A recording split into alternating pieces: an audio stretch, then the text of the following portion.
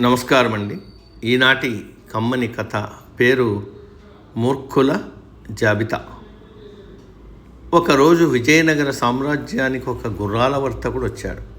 తన వద్ద ఉన్న అత్యుత్తమ అరబ్ గుర్రాలలో ఒకదాన్ని శ్రీకృష్ణదేవరాయలకు చూపించి, ప్రభువు, నా దగ్గర ఇలాంటి గుర్రాలు ఇంకా చాలా ఉన్నాయి. మీరు భయానా ఇస్తే సరిహద్దుల అవతల నుంచి మిగతా గుర్రాలను కూడా తోలుకొస్తాను అని చెప్పాడు. రాయలవారు ఆ వర్తకుడి మాటను నమ్మి అతనికి ఏకంగా 5,000 బంగారు నాణ్యాలు ముందుగా ఇచ్చి పంపించాడు. రామలింగడి చమత్కారం. నెలలు గడుస్తున్నా కూడా వర్తకుడు తిరిగి రాలేదు.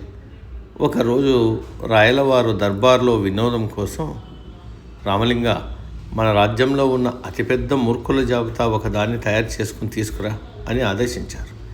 కొద్దిసేపటికి రామలింగడు కాగితంపై కొందరు పేర్లు రాసుకొచ్చి రాయలవారికి ఇచ్చాడు.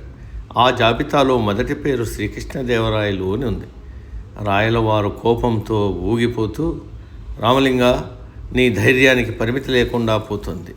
మహారాజైన నన్నే మూర్ఖుల జాబితాలో మొదటి పేరుగా రాస్తావా? దీనికి సరైన కారణం చెప్పకపోతే నేను శిక్షిస్తానన్నాడు. అందుకు రామలింగడు సమాధానమిస్తూ, ప్రభు, శాంతించండి. ఎవరో ముఖపరిచయం లేని పరదేశీ వర్తకుడికి ఎలాంటి పూచీకత్తు లేకుండా 5,000 బంగారు నాణ్యాలు ఇచ్చి పంపించారు. అదృశ్యమైన ఆ వర్తకుడు తిరిగి వస్తాడని ఇప్పటికీ నమ్ముతున్నారు. అంతకంటే మూర్ఖత్వం ఏముంటుంది అన్నారు. రాయలవారు ఇలా అన్నారు, ఒకవేళ ఆ వర్తకుడు నిజాయితీగా గుర్రాలను తీసుకుని తిరిగి వస్తే అప్పుడేం చేస్తావు అన్నాడు. రామలింగం నవ్వుతూ, అంతకంటే తేలికైన పని ఇంకొకటి లేదు ప్రభు.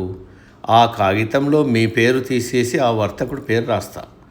ఎందుకంటే అంత పెద్ద మొత్తంలో డబ్బులు దొరికాక కూడా తిరిగి వచ్చాడంటే మీకంటే పెద్ద మూర్ఖుడు అతనే అవుతాడు. ఈ సమయస్ఫూర్తికి, నిజాయితీతో కూడిన హెచ్చరికకు రాయలవారు కోపం మర్చిపోయి బిగ్గరగా నవ్వేశారు. తన తొందరపాటు నిర్ణయాన్ని గ్రహించి రామలింగాన్ని పారితోషికంతో సత్కరించారు. సర్వే జన సుఖినో భవంతు.